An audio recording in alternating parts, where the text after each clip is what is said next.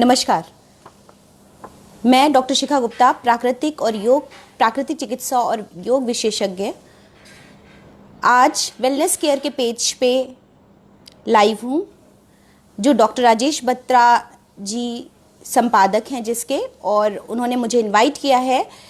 हमारे आज के लाइव सेशन का जो टॉपिक है वो है जीर्ण रोगों में प्राकृतिक चिकित्सा, how naturopathy cures in chronic diseases.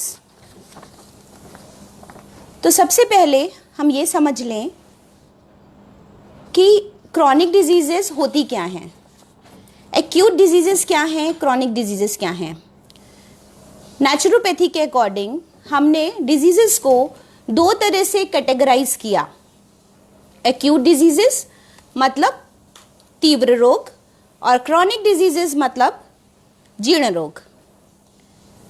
तीव्र रोग होते हैं जो हमारी इंस्टेंटली आते हैं, इमीडिएट आते हैं, और हमारी बॉडी से टॉक्सिन्स को निकालने में मदद करते हैं। ये नेचुरल स्वाभाविक प्रक्रिया है, और यह हमेशा, जैसे हमारी बॉडी के अंदर सेल्स में रियर एंड टियर होता रहता है, ठीक उसी तरह समय समय पर एक्यूट डिजीजेज आकर के हमें बड़ी बीमारियों से बचाया करती हैं। तो ऐसे केसेस में जो एक्यूट डिजीजेज हैं उनमें वॉमिटिंग है, फीवर है, और आपका लूज मोशंस हैं। इस तरह की कोई भी इलनेस जो आपके टॉक्सिन्स को निकालने की कोशिश करती है, अंदर के टॉक्सिन्स को निकालने की कोशिश करती है। स्वाभाविक तौर पे हम जनरली क्या करते हैं कि हम उसे सप्रेस कर देते हैं। मतलब हम जनरली टू मच वर्क करते हैं और कोई ना कोई मेडिकेशन करके उसे चलने देते हैं। इसका उल्टा अगर हम नेचर की हेल्प करें, मीन्स रेस्ट पे बॉडी को डाल दें, और ना सिर्फ आउटर फिजिकल बॉडी को रेस्ट पे डालें, हमारा जो डाइजेस्टिव सिस्टम है उसको भी रेस्ट पे डालें, बिकॉज वो रेस्ट मांग रहा है और आपकी बॉडी को हील करना चाहता है। तो अगर हम उसको भी रेस्ट में डालें और कोई भी इस तरह का फूड ना खाएं जिसको सेल्स को डाइजेस्ट करने में ज़्यादा काम करना पड़े, तो ऐसे में हमारा बॉडी रेस्ट पे रहेगा और काम करेगा आपकी बॉडी को हील करने में।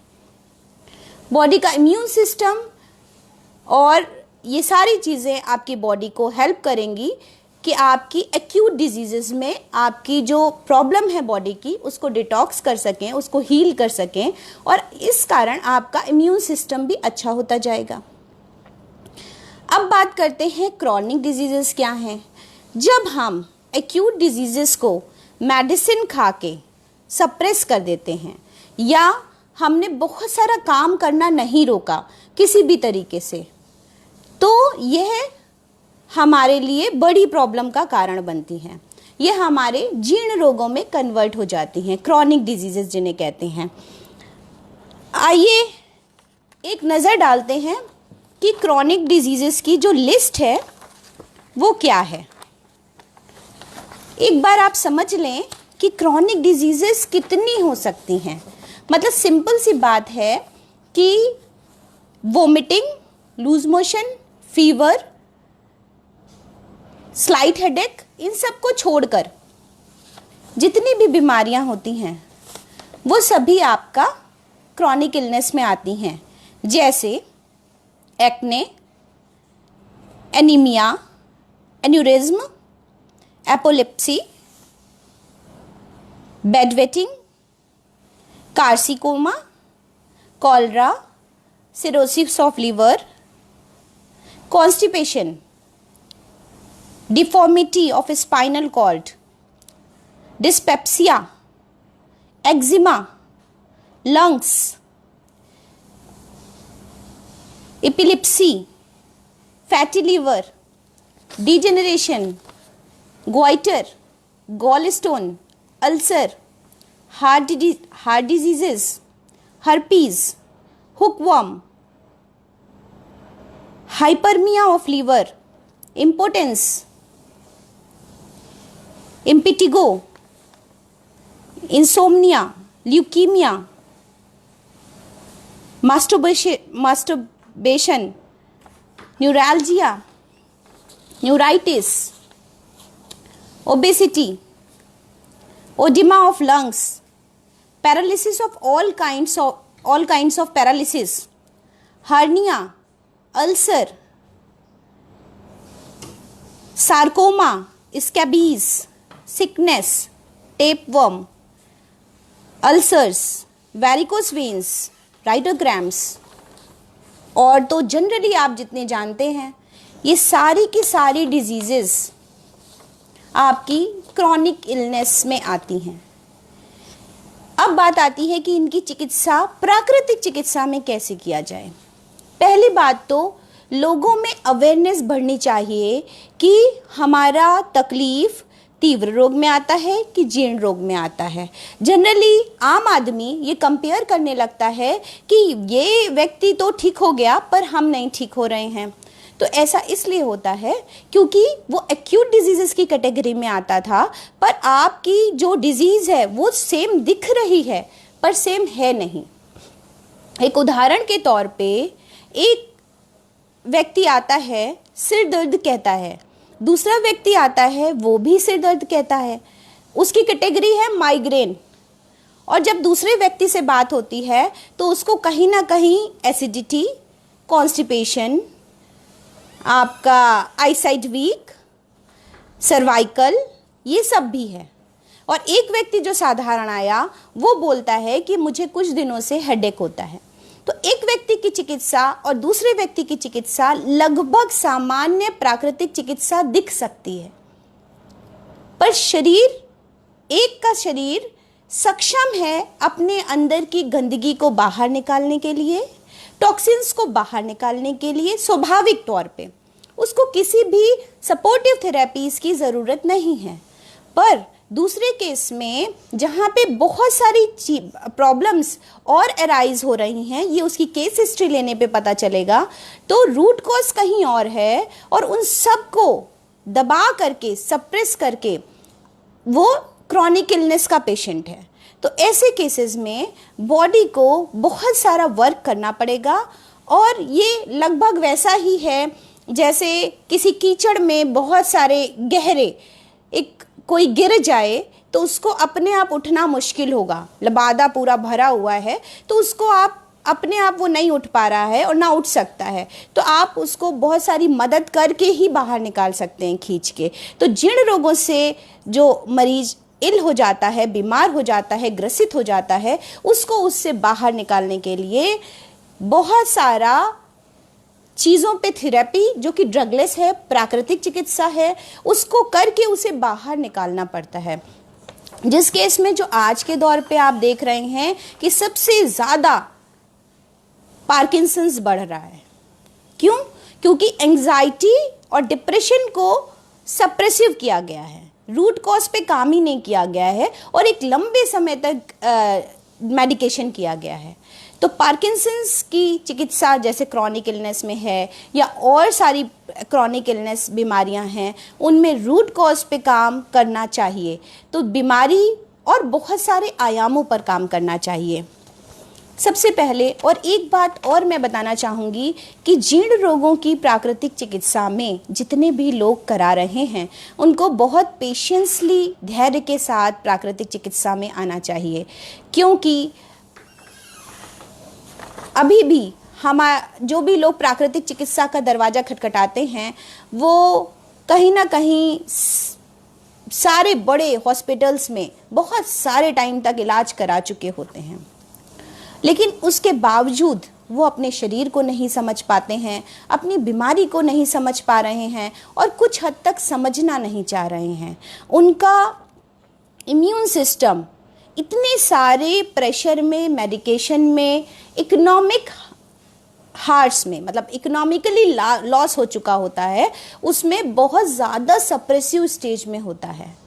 इमोशनल वीकनेस बहुत ज़्यादा हो चुकी होती है क्रॉनिक इलनेस में, तो उस केस में हमें उस पर भी काम करना पड़ता है। जीर्ण रोगों की प्राकृतिक चिकित्सा में काउंसलिंग के द्वारा आप पेशेंट पेशेंस रखना सिखाते हैं।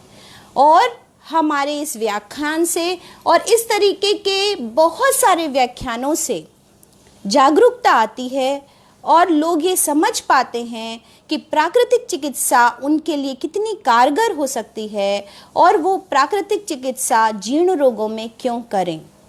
क्योंकि अगर आप देखेंगे तो 80% पॉपुलेशन जीर्ण रोगों से ग्रसित है, क्योंकि एक्यूट स्तर पर कोई भी व्यक्ति प्राकृतिक चिकित्सा का पालन नहीं करता और 10% पॉपुलेशन जनता ऐसी जरूर मिलेगी जो इन नियमों का पालन करते हुए आज की डेट में भी अपने आप को स्वस्थ महसूस करती है, फिर चाहे उसकी उम्र कितनी भी हो। एक एग्जाम्पल जैसे लेते हैं कि पाइल्स एक क्रॉनिक डिजीज है।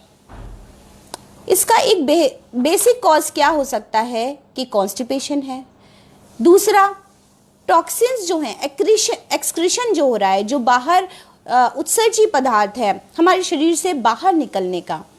हमारी त्वचा हो सकती है वो प्रॉपर काम नहीं कर रही, हमारे लंग्स हो सकते हैं वो प्रॉपर काम नहीं कर रहे, हमारी किडनीज प्रॉपर काम नहीं कर रही हैं, हमारी एलिमेंट्री कैनाल प्रॉपर काम नहीं कर रही है। तो इस तरीके से अगर बॉडी में एक्सक्रीशन प्रॉपर नहीं है और हम उस पाइल्स को बार बार काट करके या मेडिकेशन करके हील करते रहेंगे तो सारे ये ऑर्गन्स स्लो डाउन होते जाएंगे अपनी प्रक्रिया में, तो और सारी बीमारियां भी बढ़ती चली जाएंगी। इस चीज़ को जितना ज़्यादा गहराई से हम समझ लेंगे, हम उतनी जल्दी स्वस्थ होने की कला सीख लेंगे। एक और बात आती है जो बहुत इम्पोर्टेंट है कि जिस तरह एक देश, कंट्री या सिटी का जो वेलबींग है वो एक एक नागरिक के वेलबींग, एक एक पर्सन के वेलबींग पे डिपेंड करता है, ठीक उसी तरह हमारी जो बॉडी का वेलबींग है, हमारी जो पूरे शरीर की हेल्थ है, मेंटल, फिजिकल, स्पिरिचुअल हेल्थ है, वो एक एक सेल की हेल्थ पे डिपेंड करती है। अगर हम सेलुलर फिटनेस पे बात करेंगे, सेलुलर डिटॉक्सिफिकेशन पे बात करेंगे, तो हम बेहतर परिणामों की तरफ पहुंच पाएंगे।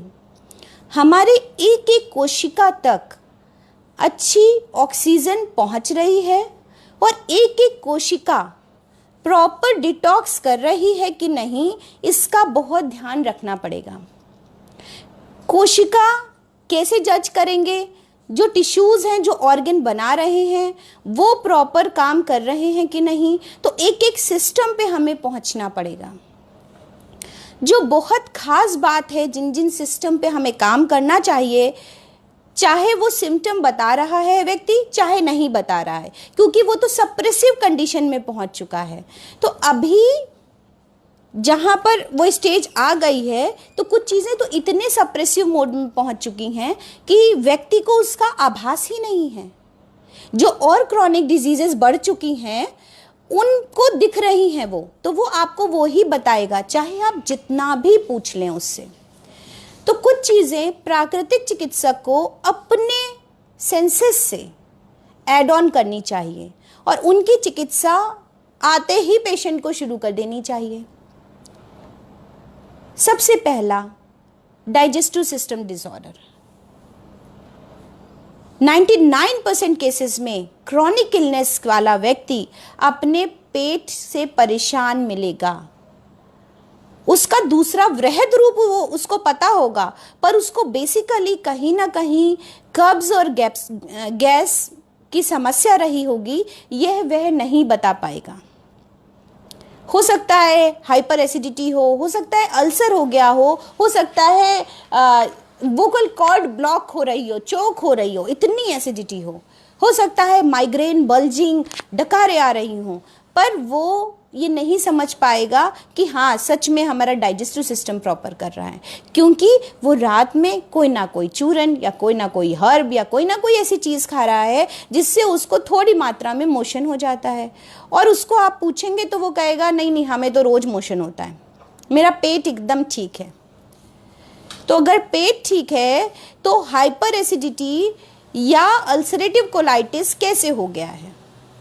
तो इन सब चीज़ों का बेसिक कॉज कि एक तो डाइजेस्टिव सिस्टम में एक तो एब्जॉर्प्शन अच्छा हो, कोशिकाएं लेवल पे, सेलुलर लेवल पे एब्जॉर्प्शन अच्छा हो, और सेलुलर लेवल पे ही एक्सक्रीशन अच्छा हो, वो अच्छे से एक्सक्रीट हो रहा हो। तो इस बात का ख्याल प्राकृतिक चिकित्सा में आप जानते हैं कि हमारी मड थेरेपी और वाटर थेरेपीज़ और एनिमा बहुत ज़्यादा कारगर है, और इसको ज़रूर अपनाना चाहिए, इसको एडिशनल ज़रूर करना चाहिए। जितने ज़्यादा से ज़्यादा लोग इसे देखें, शेयर करें, जिससे लोगों तक प्राकृतिक चिकित्सा पहुँचे, और लोग जिस तरीके से परेशान हैं सारी बीमारियों से, अभी मैंने पढ़ा इतने सारे सब जीर्ण रोगों की कैटेगरी में हैं। चाहे आप अच्छी है, आप सभी को उस मैगज़ीन का मेंबर बनना चाहिए। उसकी बहुत ही कम मेंबरशिप फीस है। जब हम इसको शेयर करेंगे तो उसके बारे में इंफॉर्मेशन भी आपको डाल देंगे, और आप सभी लोग ज़्यादा से ज़्यादा लोग इस मैगज़ीन के मेंबर बने, जिससे प्राकृतिक चिकित्सा और हेल्थ के बारे में ज़्यादा से ज़्यादा अवेयरनेस हो सके। अभी बात करते हैं जीर्ण रोगों पे जो बात हो रही थी, तो सेलुलर वेलबींग की बात हो रही थी। Sorry for disturbance. देन बात करते हैं नेचुरल इम्यून सिस्टम की, नेचुरल इम्यूनिटी की। तो नेचुरल इम्यूनिटी इसी तरह डेवलप हो जाती है, और धीरे धीरे हमारा सारा का सारा सिस्टम रिजिनोवेट, रिवाइटलाइज हो जाता है, और धीरे धीरे हमारा जो क्रॉनिक इलनेस है वो पेशेंट ठीक होने लग जाता है। तो सबसे पहले हमने वर्क किया डाइजेस्टिव सिस्टम पे, देन अब हम वर्क करेंगे नर्वस सिस्टम पे। कहीं ना कहीं हमारे न्यूरॉन्स डैमेज हो चुके होते हैं, मोटर न्यूरॉन्स हमारी बॉडी को, ब्रेन को मैसेज नहीं दे रहे होते हैं, जिससे हमारी बॉडी में बहुत सारा डिसफंक्शन होता है। अगर हमें यहाँ पर पिंच लगता है तो मोटर नर्वस सिस्टम हमारे ब्रेन को मैसेज देता है, तो वो करंट फ्लो जो होता है, ब्लड सर्कुलेशन और करंट फ्लो होता है हमारी बॉडी में नर्वस सिस्टम के थ्रू, न्यूरॉन्स जो मैसेज को ट्रांसमिट करते हैं, वो कहीं ना कहीं ब्लॉकेज है, तो भी पेशेंट अच्छा फील नहीं करता, और ये भी क्रॉनिक इलनेस के केसेस में बेसिक कॉज है, और ये आपके इमोशनल डिस्टर्बेंसेस को भी प्रॉब्लम क्रिएट करता है। तो आपको डाइजेस्टिव सिस्टम पे काम करना है, फिर आप उसके नर्वस सिस्टम पे काम करना है। नर्वस सिस्टम पे जब आप काम करेंगे, लाइक स्पाइनल कॉर्ड, जो आपकी स्पाइनल कॉर्ड है उस पे आप कोल्ड वाटर थेरेपीज दीजिए, जो उसके नर्वस सिस्टम को स्टिमुलेट करेंगी। पहली बात तो जितने भी पेशेंट आएंगे वो ठंडे पानी से डरे हुए होंगे, तो प्राकृतिक चिकित्सा बहुत मुश्किल होती है उनको समझा पाना कि ठंडा पानी, कोल्ड वाटर, कितना बॉडी के नर्वस सिस्टम को रिजनोवेट करता है, टोन करता है, रिवाइटलाइज करता है। तो ऐसे में बहुत सारी ऐसी छोटी टेक्निक्स का इस्तेमाल करना पड़ेगा कि उन्हें गुड फील कराए। तो सबसे पहले या कोल्ड शावर बाथ दे सकते हैं, कोल्ड स्पाइनल बाथ दे सकते हैं। तो पहले पानी के टेम्परेचर को हम, क्योंकि वो तो गुनगुना ही यूज़ कर रहे हैं, तो पहले हम उसको नॉर्मल सादे पे लाएंगे, फिर हम ठंडे पे ले जाएंगे जो कि 50-55 डिग्री सेंटीग्रेड के आसपास हो, जो आपके नर्वस सिस्टम को स्टिमुलेट कर सके। तो ये धीरे धीरे उसको कंफर्ट जोन में लाते हुए उसको ट्रीट करना पड़ता है। और कभी कभी, क्योंकि आप जानते हैं कि क्रॉनिक इलनेस का पेशेंट एक प्रॉब्लम से नहीं आता, बहुत सारी प्रॉब्लम के साथ हमारे पास आता है, तो हम उसका एक सब्स्टिट्यूट के तौर पे एक स्पाइनल कॉर्ड पे मड थेरेपी दे सकते हैं, एक मड का पैक लगा करके स्पाइन पे रख सकते हैं। पर इसमें भी आप बहुत सारे केसेस देखेंगे कि क्रॉनिक इलनेस में आप पेट के बल ही पेशेंट को नहीं लिटा पा रहे हैं। तो ऐसे में, क्योंकि मैंने बहुत सारे डिप्रेशन, ये इंसोम्निया, आपका पार्किंसंस, बहुत सारे पेशेंट हमारे पास आते हैं, एंग्जाइटी, तो ऐसे केसेस में वो उनको पीछे नहीं लेटना है, सफोकेशन होता है और फोबिया डेवलप हो जाता है, ब्रीदिंग प्रॉब्लम हो रही है। तो ऐसे केसेस में हम सबसे पहले उनके स्पाइनल कॉर्ड के साइज़ का एक मड पैक पतला बनाते हैं और बेड पे बिछाते हैं, और फिर पेशेंट को उस पर लेट जाने को कहते हैं, और वो नेक के टॉप ऑफ द, जैसे ही हेड खत्म हुआ, C1 वर्टिब्रा, सर्वाइकल की सबसे ऊपर वर्टिब्रा से लेकर के टेल बोन तक होता है, तो ये आपकी थेरेपी इस तरीके से नर्वस सिस्टम को आप स्टिमुलेट साथ में लेकर के चलते हैं, डाइजेस्टिव सिस्टम, नर्वस सिस्टम, और फिर इमोशनल लेवल पे उसकी काउंसलिंग डेली, कि उसको जो फियर है, जो उसको एंग्जाइटी है, जो डिप्रेशन है, और इन सब को आप मोटिवेट करें डेली बात करके, daily meditation techniques auto suggestion के थ्रू आप उन्हें यूज़ करें, क्योंकि कहीं ना कहीं अगर वो नेगेटिविटी में रहता है, क्रॉनिक इलनेस का पेशेंट नेगेटिव रहेगा क्योंकि वो बहुत सारी प्रॉब्लम्स और सिस्टम उसका फंक्शन नहीं कर रहा, तो उस केस में उसको ऑटो सजेशन के थ्रू कि वह डेली अच्छा हो रहा है, स्वस्थ हो रहा है, खुश है, ऊर्जा से भरा हुआ है, स्वास्थ्य से भरा हुआ है, उसकी एक एक कोशिका मुस्कुरा रही है, ऐसा करके कुछ ऑटो सजेशंस देते जाएंगे डेली। मैं अपने पेशेंट को जनरली एक मंत्र लिख देती हूँ कि ये आपका मंत्र है, क्योंकि यहाँ पे बड़ा देश दुनिया में गुरु शिष्य परंपरा बहुत चलती है कि हमने वो किसी साधु महाराज से या बाबा जी से या किसी से हमने मंत्र ले रखा है, तो मंत्र बताएंगे भी नहीं, मंत्र का जप भी करेंगे, मंत्र का अर्थ भी नहीं मालूम है और ठीक भी नहीं हो रहे हैं। खैर, उस बारे में नहीं जाएंगे। तो इस केस में हम जो मंत्र देते हैं, I am happy today, I am happy, दूसरा अगले दिन लिख दिया आई एम कॉन्फिडेंट, और वो मैंने बोला कि पूरे दिन चुपचाप किसी को नहीं दिखाना है, पूरे दिन इसको पढ़ना है। मैं खूब खुश हूँ, मैं पूरे दिन अलर्ट हूँ, एक्टिव हूँ। अब उनको लग रहा है कि हाँ कुछ बदल गया आज का मंत्र, और आज का मंत्र ये हो गया, तो कहना मान ही लेते हैं। तो कभी कभी कहना मानते हैं तो मिरेकल्स होते हैं, ऐसा भी देखने में आया है, और मेरी प्रैक्टिस ऐसा कहती है कि ये चीज़ें काम करती हैं। कोल्ड वाटर थेरेपीज जैसा मैंने बोला, सेलुलर इम्यूनिटी पे काम करेंगे, ये मैंने बोला, डाइजेस्टिव सिस्टम पे काम करेंगे, ऐसा। महान चिकित्सक लुई कुने, जितने भी प्राकृतिक चिकित्सक हैं वो सभी जानते हैं, उन्होंने एक फ्रेज दिया था, स्वच्छता ही स्वास्थ्य है। आज कोविड-19 केस में स्वच्छता पे बहुत बात हुई, बहुत सारी स्वच्छता अभियान पहले से भी चल रहा था, गांधी जी का दिया हुआ, बाद में मोदी जी ने बहुत सारी स्वच्छता पे काम किया, और कोविड-19 ने ये समझा दिया कि आंतरिक स्वच्छता कितनी ज़्यादा इम्पोर्टेंट है। कहीं ना कहीं हमारी जो दीपावली है या इस तरह के त्यौहार हैं, ये हमेशा ही एक इनडायरेक्टली विजन देते हैं कि नीटनेस, क्लीननेस कितनी इम्पोर्टेंट है, बट कहीं ना कहीं हम भ्रमित होकर के अपनी आउटर बॉडी और अपने घर को ही सिर्फ और सिर्फ मान लेते हैं कि वो ही स्वच्छता का ही पर्याय है।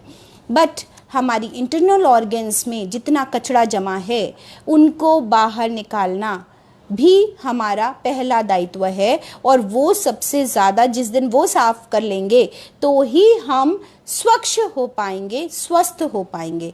तो सबसे पहले, क्योंकि प्राकृतिक चिकित्सा स्वच्छता की बात करती है, इंटरनल हाइजीन की बात करती है, इसलिए क्लीननेस की बात करती है, सबसे पहले डिटॉक्सिफिकेशन की बात करती है, तो इसलिए स्वच्छता को आधार बनाएं और बहुत ज़्यादा स्वच्छता की तरफ फोकस करें। सेलुलर पे बात हो गई है, अभी हम बात करते हैं वायु स्नान। कुछ ऐसी चीज़ें हैं जो जीर्ण रोगों में पेशेंट को अपने आप ही अडॉप्ट करनी चाहिए, और सबसे ज़्यादा इसमें कारगर है वायु स्नान, एयर बाथ। जितने भी आपके पास क्रॉनिक इलनेस पेशेंट आएंगे, जनरली आपने देखा होगा सोफिस्टिकेटेड होते हैं, बहुत सोफिस्टिकेटेड, मतलब वो गर्मियों में एसी से बाहर नहीं निकलना चाहेंगे और सर्दियों में ब्लोवर से आगे नहीं निकलना चाहेंगे। उन्होंने कभी जाना ही नहीं कि पसीना होता क्या है ऑटोमेटिक जब आता है, उन्होंने कभी जाना ही नहीं कि भूख एक्चुअल होती क्या है। वो इतने वेलबींग और कंफर्ट जोन में रहते हैं कि भूख लगने से पहले भोजन आ जाता है और गर्मी लगने से पहले ही एसी ऑन हो जाता है। तो अगर ऐसे केसेस में हमें थोड़ा सा उनको एयर ब्रीदिंग करानी पड़ेगी, सेलुलर लेवल पे एक एक कोशिका को बाहरी हवा लग पाए, सर्दियों की लगे, गर्मियों की भी लगे, जो टाइम उनके लिए कंफर्टेबल हो उस टाइम में वो बाहर फ्रेश एयर में रहें, दोनों मौसम में।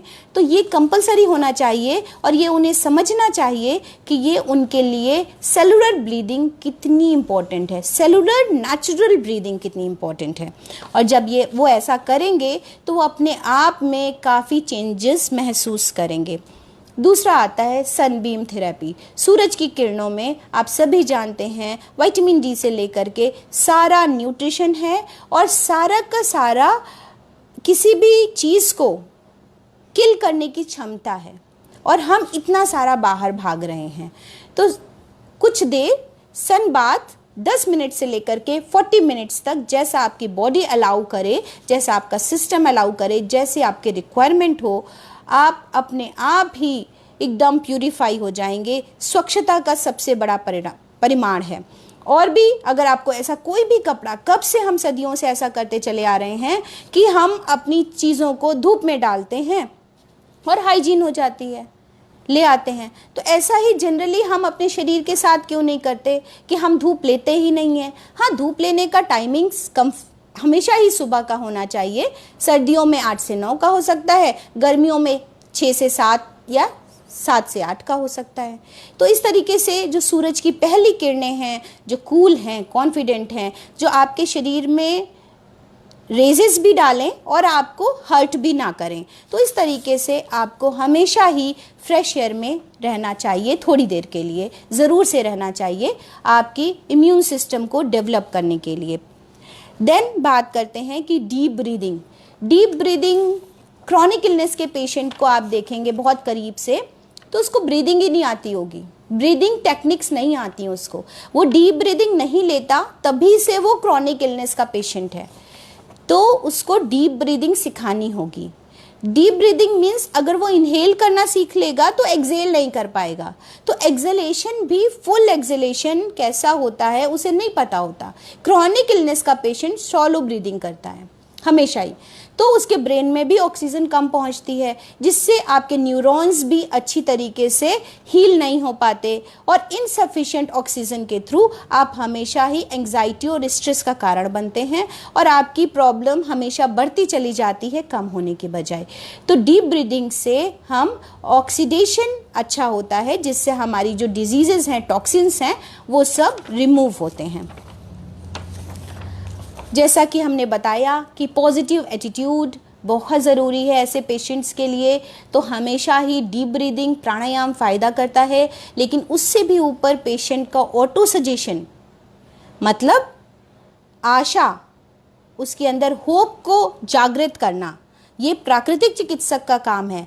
वो तो डिसोप होकर के ही आया है, एलोपैथ या और सारी पैथीज करके या सफ़र करके अपनी बीमारी से, तो उसके अंदर एक आशा, एक पॉजिटिविटी, एक होप आए, इसके लिए आपको डेली काउंसलिंग करनी पड़ेगी, और जितना ज़्यादा हो सके उसको प्राकृतिक चिकित्सा समझाई जाए, और प्राकृतिक चिकित्सा के वीडियोस इतने सारे हों कि वो देखें और समझें कि क्या होता है। विश्वास, ट्रस्ट डेवलप करना पड़ेगा। इसके लिए कभी कभी हमें ट्रैक से हटना पड़ता है। कैसे हटना पड़ता है? हमें मालूम है कि हमें बहुत गहरा ध्यान साधना करानी है, पर पेशेंट का इंटरेस्ट आपने जाना, उसका इंटरेस्ट अगर डांस में है तो हो सकता है आपको कुछ देर उसको डांस की, गाने की लगा करके उसको थोड़ा सा घुमा करके ले जा करके ठीक करना पड़े। तो इस तरीके से एक ट्रस्ट डेवलप करना पड़ेगा, और जब उसको अच्छा लगने लगेगा आपके पास आना, तब वो आपके पास रुकना शुरू करेगा। तो ट्रस्ट, जहाँ पे उसको छोटी सी चोट आपको लग रहा है कि ये हम जल्दी ठीक कर सकते हैं, तो छोटी सी चोट को पहले ठीक करें। आई नो कि वो होलिस्टिक अप्रोच नहीं होता है कभी कभी, क्योंकि पेशेंट बहुत ही क्रॉनिक स्टेज में आता है। आप उसको स्टीम बाथ नहीं दे सकते, आप उसको हिप बाथ नहीं दे सकते, आप उसको हॉट फुट बाथ नहीं दे सकते। पार्किंसंस का पेशेंट एक पैर रखने पे भी डरता है। आप कैसे ट्रस्ट डेवलप करेंगे? जब आप उसके इमोशनल डिस्टर्बेंस पे सबसे पहले काम करेंगे। सबसे पहले आप काउंसलिंग अच्छी करेंगे। आप सबसे पहले जो चीज़ उसको तकलीफ दे है, थोड़ी सी भी बात करके, या शरीर में कहीं कोई ऐसा दिक्कत जो सबसे पहले है, उसको अगर आप छोटे से टिप से सप्रेस कर सकें, जैसे एलोपैथी कहती है, जैसे अलग बात है ये, लेकिन हम उस पर पहले काम करें। पेशेंट को जैसे ही रिलीफ आएगा, भले ही 4 दिन बाद वो फिर से राइज होगी, आपको पता है, पर उसको जैसे ही रिलीफ आएगा आपके साथ उसका ट्रस्ट डेवलप होगा, बॉन्डिंग डेवलप होगी, वो आपके पास आने के लिए तैयार होगा। क्योंकि अगर आएगा ही नहीं तो कैसे ठीक कर पाएंगे हम। बहुत सारे पेशेंट से मैंने देखा है, मुझे नहीं लगता मैं कोई प्राकृतिक चिकित्सा उनके साथ कर पाती हूँ, पर जब वो मेरे पास काफ़ी टाइम तक रहते हैं तो वो धीरे धीरे ठीक होते चले जाते हैं। तो ये ट्रस्ट डेवलप करना प्राकृतिक चिकित्सक को करना पड़ेगा, क्योंकि प्राकृतिक चिकित्सा में ट्रस्ट नहीं है लोगों के अंदर, पेशेंस नहीं है, और ये हमें ही डेवलप करना पड़ेगा, ये हमें ही मोर्चा उठाना पड़ेगा कि हम उनके विश्वास को जीतें, उनके विश्वास में खरे उतरें और उनको इंस्टेंटली कुछ लेवल पे ऐसे रिलीफ दें, और ऐसे रिलीफ सिर्फ मन से दी जा सकती है। तो सबसे पहले उनके मन पर काम करना होगा, क्योंकि और शरीर का कोई भी भाग ऐसा नहीं बचा होता जिस पे हम काम कर सकें। हैप्पीनेस एक थेरेपी है। प्राकृतिक चिकित्सक का मूड, उसके आसपास करने वालों का मूड, और उसकी थेरेपी कुछ ऐसी हो जो पेशेंट को फील गुड कराए। कुछ ऐसी थेरेपी से जोड़ा जाए जो उसको हैप्पीनेस की तरफ ले जाए। अगर हैप्पीनेस होगी, उसे अच्छा लगने लगेगा, तो वो फ़ायदा करने लगेगा। एलोपैथी इसलिए फ़ायदा करती हुई सी प्रतीत होती है क्योंकि वो कंफर्ट जोन में खाई जा सकती है। उसके लिए आपको पसीना बहाने की ज़रूरत नहीं, उसको बाहर निकलने की ज़रूरत नहीं, उसको एसी में बैठ के बढ़िया से खाने के बाद एक गोली खा लेनी होती है। तो ऐसा ही कुछ बनाना पड़ेगा। मैं छोटी छोटी जगहों पे ठंडा पानी रखवा दिया, यहाँ पर गर्म पानी रखवा दिया, यहाँ पर ठंडे पानी की पट्टी बंधवा दी, यहाँ पर कुछ अच्छी सी स्मेल करती हुई मिट्टी लगवा दी, यहाँ पर कुछ बढ़िया सा मसाज करा दिया। तो अलग अलग जगहों पे जो जो उसके, क्योंकि डिजनरेशन भी बहुत तगड़ा होगा, प्रॉब्लम्स भी बहुत सारी होंगी, जिसको आप पकड़ पाएँ कि अगर हम इस पे इनके हाथ रख देंगे तो ये पेशेंट हमारा हो जाएगा, तो उस पे आप पहले हाथ रखिए। क्योंकि आपको पता है कि क्रॉनिक इलनेस ठीक होने में बहुत टाइम लग सकता है, बहुत टाइम लग सकता है, इसमें कोई दो राय नहीं है। जितनी मैंने काम किया है, पेशेंट 1 महीने से लेकर के 6 महीने तक तो आसानी से लगा देता है। पूरे ठीक होने की बात हो रही है, और रिलीफ का पैटर्न अलग अलग लोगों में अलग अलग होता है।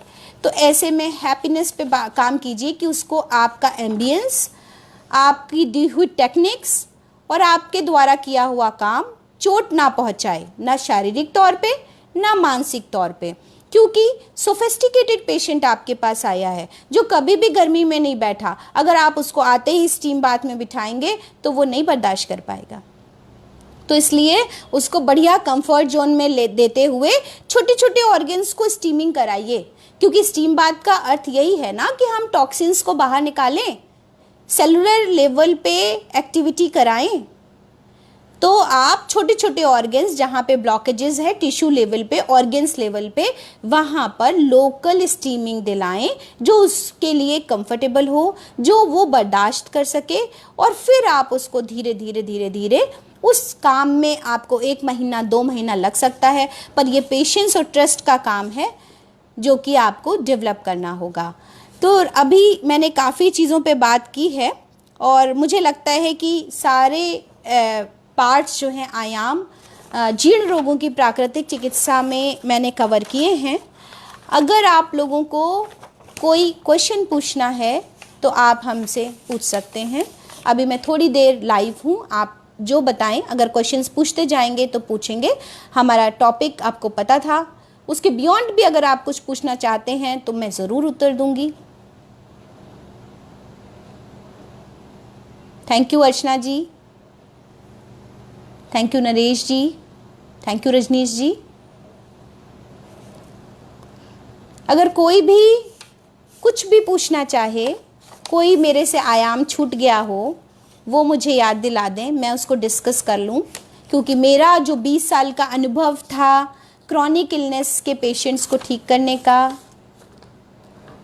उसको मैंने समराइज़ किया, स्टेप बाय स्टेप चीज़ों को लिख करके आपके साथ शेयर करने की कोशिश की, और मैं उम्मीद करती हूँ कि मैं आपको समझा पाई हूँ, बतला पाई हूँ। उससे भी ज़्यादा देखिए बताने की ज़रूरत और लोगों को है। बहुत ज़्यादा इस तरह का व्याख्यान या लेक्चर्स होने चाहिए जिससे बहुत सारे लोगों तक ये बात पहुंच सके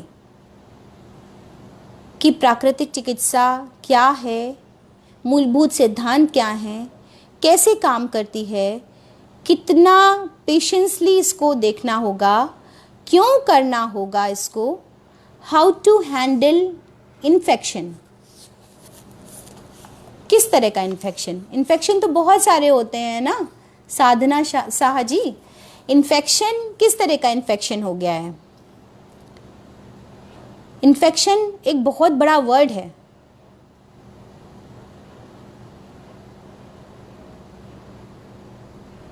thank you Brajesh Singh ji. Sadhana Shah ji please clear कि इन्फेक्शन को हैंडल कैसे कर सकते हैं। पहली बात तो बहुत इन्फेक्शन के तरीके हैं ना। अगर इन्फेक्शन का कारण हम नहीं समझ पाएंगे तो उसमें कौन सी थेरेपी लागू होगी हम नहीं बता पाएंगे। कोल्ड थेरेपी है कि हॉट थेरेपी है कि मड थेरेपी है कि एयर थेरेपी है कि सन थेरेपी है, किस तत्वों की कमी हो रही है इन्फेक्शन बढ़ने में या इन्फेक्शन होने में, तब तक उस चीज़ का जवाब देना बहुत मुश्किल है कि उसमें कौन सी चिकित्सा की जाए। टिश्यूज़ रैप्चर हो गए हैं, टिश्यूज़ को हील होना है कि उनमें जो प्रदाह हो रहा है, मतलब जो फूट गए हैं उनको हील करना है। एक जगह ब्लड की क्लॉटिंग हो गई है, ट्यूमर बन गया है, कि एक जगह या श्योर साधना शाह जी, ये मैं बत्रा जी बताएं कि ये आपने पूछा है कि can I listen this lecture again. तो डॉक्टर राजेश बत्रा प्लीज़ बताएं कि आपके पेज वेलनेस केयर पेज पे ये आप शेयर कर देंगे और इसका लिंक हमारे HIW होलिस्टिक क्लिनिक के पेज पे भी आपको मिल जाएगा, जिसको आप बाद में भी आराम से सुन सकते हैं। मैं लखनऊ से डॉक्टर शिखा गुप्ता, प्राकृतिक चिकित्सा, अपना क्लिनिक चलाती हूँ योग और नेचुरोपैथी का, इसलिए अपने व्यवहारिक ज्ञान को आपसे शेयर कर रही हूँ। तो इसका आप इन्हीं के पेज पे आप इसको थोड़ी देर बाद पूरा सुन सकते हैं, ये इस पे ही शेयर कर दिया जाएगा। Raju Sharma ji, skin problem around waist, diabetes भी है। सबसे पहले तो डायबिटीज़ नॉर्मल है या दवाओं से मैनेज की गई है। दूसरे स्किन प्रॉब्लम में एक ही कॉज है कि आप टॉक्सिन्स को रिमूव होने दें, ना सिर्फ उसे सप्रेस करें। अगर बार बार स्किन प्रॉब्लम हो रही है तो उसमें एक चीज़ है कि अगर सिर्फ रेडनेस है तो आप उसके लिए ओके बत्रा जी, उसके लिए रब कर दें, उसको बॉडी के उस एरिया को जहाँ इन्फेक्शन है उसको हल्का सा रब कर दें। जब वो हीटअप हो जाए तो उस पर नीम का पेस्ट एप्लीकेबल करें, ठंडे पानी से धो करके एप्लीकेबल करें। ओके, मैनेज्ड बाय मेडिसिन्स, ठीक है। तो इसको पहले तो कंट्रोल करने की कोशिश करें। अगर थोड़ा ही समय हुआ है डायबिटीज़ को तो आप अपनी लाइफ स्टाइल से और थोड़ी सी नेचुरोपैथी की टेक्निक से, यौगिक मैनेजमेंट से आप इसे अपने आप ही मैनेज कर सकते हैं, because diabetes is a life style disorder. तो आप इसे ईजिली मैनेज कर सकते हैं। हाँ, बहुत टाइम हो गया है तो आप उसको लेते हुए मैनेज करते हुए चलें कि आगे और कोई साइड इफ़ेक्ट आपकी बॉडी में ना आए। तो बाकी तो जितनी भी स्किन डिजीज़ेज़ हैं उसमें स्टीम थेरेपी सबसे ज़्यादा कारगर है, क्योंकि आपके टॉक्सिन्स को वो बाहर निकालती है। लोकल एरिया पे भी आप लोकल स्टीम दे करके उसको क्लीनिंग कर सकते हैं, भाप के द्वारा उसकी टॉक्सिन्स को बाहर निकाल सकते हैं। अदरवाइज़ फ्रिक्शन कर सकते हैं, एक छोटे मुलायम टॉवल से उस एरिया को रगड़ दें और जब वो गर्म हो जाए तो उस पर ठंडा पानी एप्लीकेबल करके और नीम के पानी से उसको साफ़ कर दें। और कोई भी इस तरह का जैसे ग्लिसरीन है तो इस तरीके से कुछ इम्प्लीमेंट कर सकते हैं, ग्लिसरीन इम्प्लीमेंट कर सकते हैं, एलोवेरा इम्प्लीमेंट कर सकते हैं, तो उससे आपको काफ़ी फ़ायदा होगा। और आप ये करके मुझे ज़रूर बताएं, और आप पर्सनली भी मुझे उस एरिया का फ़ोटो भेज करके और कंसल्ट कर सकते हैं। और कोई क्वेश्चन है किसी का? अगर ये बढ़ रहा है तो आप पास के प्राकृतिक चिकित्सालय में जा करके किसी फुल बॉडी स्टीम बाथ लें, हफ्ते में 3 बार। आप देखेंगे आपको बहुत ज़्यादा फायदा होगा।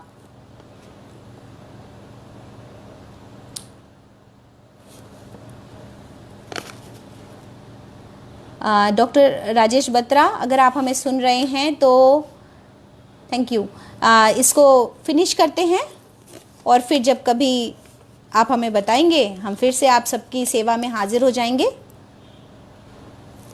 बहुत बहुत धन्यवाद वेलनेस केयर से डॉक्टर राजेश बत्रा जी का, और आप सभी का जिन्होंने पेशेंसली हमें सुना। प्राकृतिक चिकित्सा को आगे बढ़ाने में अपना योगदान दीजिए। अगर आपको अच्छा लगा ये तो ज़्यादा से ज़्यादा शेयर कीजिए, एक्नॉलेज कीजिए। Thank you so much.